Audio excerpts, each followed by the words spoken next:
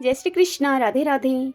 भक्तजनों, आप सभी का हमारे YouTube चैनल श्री कृष्ण दीवानी में हार्दिक स्वागत है।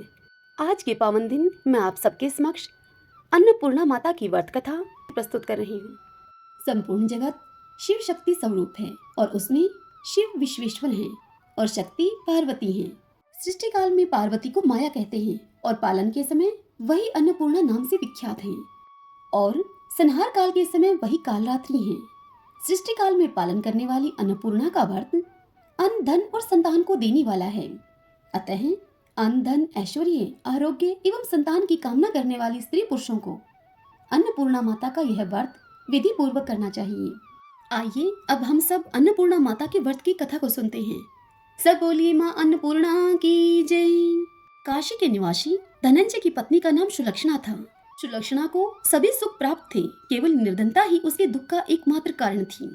यह दुख उसे हर समय सताता रहता था। एक दिन सुलक्षणा अपने पति से बोली, स्वामी आप कुछ उद्यम करो तो काम बने, इस प्रकार कब तक काम चलेगा। सुलक्षणा की यह बात धनंजय के मन में बैठ गई और वह उसी दिन विश्वनाथ शंकर को प्रसन्न करने के लिए पूजा में बैठ गया और कहने लगा, हे देवादिदेव विश्वेश्वर, मुझे पूजा पाठ कुछ नहीं आता, केवल तुम्हारे भरोसे यहाँ बैठा हूँ। इतनी विनती करके धनंजय 2-3 दिन तक भूखा और प्यासा वहीं पर बैठा रहा। यह देखकर भगवान शंकर ने उसके कान में अन्नपूर्णा अन्नपूर्णा अन्नपूर्णा इस प्रकार 3 बार कहा। यह कौन क्या कह गया, इसी सोच में धनंजय अभी पड़ा था कि एकाएक मंदिर से आते ब्राह्मणों को देखकर वह पूछने लगा, पंडित जी अन्नपूर्णा कौन है। तब ब्राह्मणों ने कहा कि तू अन्न छोड़कर बैठा है, सो तुझे अन्न की ही बात सूझती है। तू घर जाकर अन्न ग्रहण कर ले। धनंजय फिर घर आ गया। स्त्री से उसने यह सारी बात कही।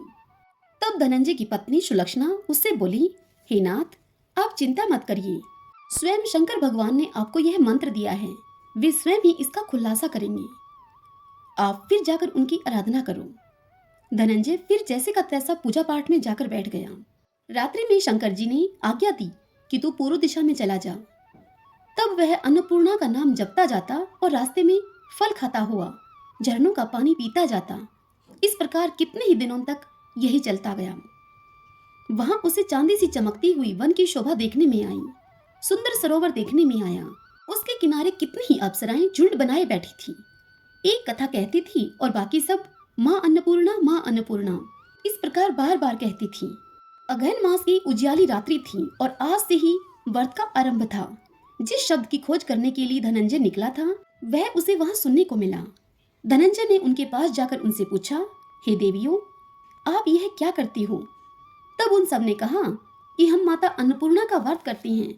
इस पर धनंजय ने फिर से उनसे पूछा, इस व्रत को करने से क्या होता है, यह किसी ने किया भी है, इसे कब किया जाए, कैसा व्रत है और कैसी इसकी विधि है, मुझसे भी कहो। तब वे कहने लगी, इस व्रत को सब कोई कर सकते हैं। 17 दिन के लिए 17 गांठ का सूत्र लेना चाहिए। 17 दिन यदि न बने तो एक दिन उपवास करें और यह भी न बने तो केवल कथा सुनकर प्रसाद लें। निराहार रहकर कथा कहें। कथा सुनने वाला कोई न मिले तो पीपल के पत्ते को रखकर सुपारी या गुआर पाठा वृक्ष को सामने करके, दीपक को साक्षी करके सूर्य, गाय, तुलसी या महादेव को बिना कथा सुनाए मुख में दाना न डालें। यदि भूल से भी कुछ पड़ जाए तो एक दिवस फिर उपवास करें। व्रत के दिन क्रोध न करें और झूठ भी न बोले। धनंजय बोला, इस व्रत को करने से क्या होगा। तब वे कहने लगी कि इसके करने से अंधों को नेत्र मिले, भूखों को अन्न मिले, निर्धन के घर धन आए, बांझ को संतान मिले, मूर्ख को विद्या आए और जो जिस कामना से इस व्रत को करे माँ उसकी हर इच्छा पूरी करती हैं। तब वह कहने लगा कि बहनों मेरे पास धन नहीं है, विद्या नहीं है, मैं तो दुखिया ब्राह्मण हूँ, मुझे इस व्रत का सूत्र दोगी। तब वह बोली, हाँ भाई तेरा कल्याण हो, तुझे देंगी, ले इस व्रत का मंगलसूत्र ले। तब धनंजय ने इस व्रत को किया। जब धनंजय का व्रत पूरा हुआ तभी सरोवर में से 21 खंड की स्वर्ण सीढ़ी हीरा मोती जड़ी हुई प्रकट हुई। धनंजय जय अन्नपूर्णा कहता जाता था। इस प्रकार कितनी ही सीढ़ियां उतर गया तो धनंजय क्या देखता है कि करोड़ों सूर्यों के समान प्रकाशमान माँ अन्नपूर्णा का मंदिर है। उसके सामने स्वर्ण सिंहासन पर माता अन्नपूर्णा विराजमान है। सामने भिक्षा हेतु भगवान शंकर खड़े हैं। दिवांगनाएं चंवर डुलाती हैं, कितनी ही हथियार बांधे पहरा देती हैं। धनंजय दौड़कर कहने लगा, माता आप तो अंतर्यामिनी हो, मैं आपको अपनी दशा क्या बताऊं। तब माता बोली कि तूने मेरा व्रत किया है, जा तेरा संसार सत्कार करेगा। माता ने धनंजय की जीवा पर बीज मंत्र लिख दिया। अब तो उसके रोम रोम में विद्या प्रकट हो गई। इतने में ही क्या देखता है कि वह काशी विश्वनाथ के मंदिर में खड़ा है। माँ का वरदान लेकर धनंजय अब घर आया। सुलक्षणा से सब बात कही उसने। माता जी की कृपा से उसके घर में संपत्ति अब उमड़ने लगी। छोटा सा घर बहुत बड़ा गिना जाने लगा। जैसे शहद की छत्ते में मक्खियां जमा होती हैं, उसी प्रकार अनेक सगे संबंधी आकर बड़ाई करने लगे। कहने लगे, इतना धन और इतना बड़ा घर, सुंदर संतान नहीं तो इस कमाई का कौन भोग करेगा। सुलक्षणा के संतान नहीं है, इसलिए तुम दूसरा विवाह करो। अनिच्छा होते हुए भी धनंजय को दूसरा विवाह करना पड़ा और सती सुलक्षणा को सोत का दुख उठाना पड़ा। इस प्रकार दिन बीतते चले गए। फिर अघन मास आया। नए बंधन से बंधे पति को सुलक्षणा ने कहलवाया कि व्रत के प्रभाव से हम सुखी हुए हैं, इस कारण यह व्रत छोड़ना नहीं चाहिए। यह माता जी का ही प्रताप है जो हम इतने संपन्न और सुखी हैं। सुलक्षणा की इस बात को सुनकर धनंजय उसके यहाँ आया और व्रत में बैठ गया। नई बहू को इस व्रत की खबर नहीं थी। वह धनंजय के आने की राह देखती रही।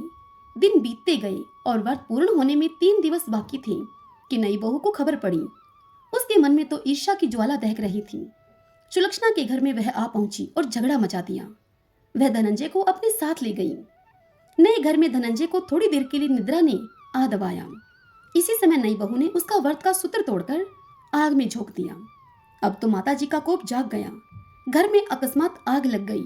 सब कुछ जलकर खाक हो गया। सुलक्षणा सब समझ गई कि यह क्यों हुआ है और फिर सुलक्षणा पति को फिर से अपने घर में ले आई। नई बहू रूठकर पिता के घर जा बैठी।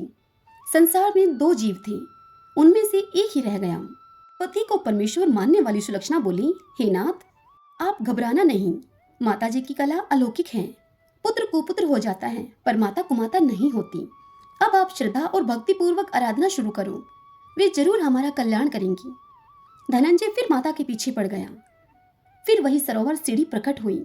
उसमें धनंजय अन्नपूर्णा माँ इस प्रकार कहता हुआ उतर चला।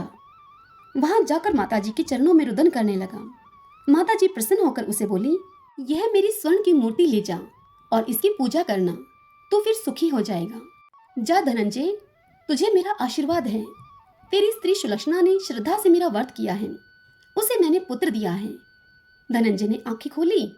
वह खुद को काशी विश्वनाथ के मंदिर में खड़ा पाता है। वहां से फिर उसी प्रकार वह घर को आया। इधर सुलक्षणा के दिन चढ़े और महीने पूरे होते ही पुत्र का जन्म हुआ।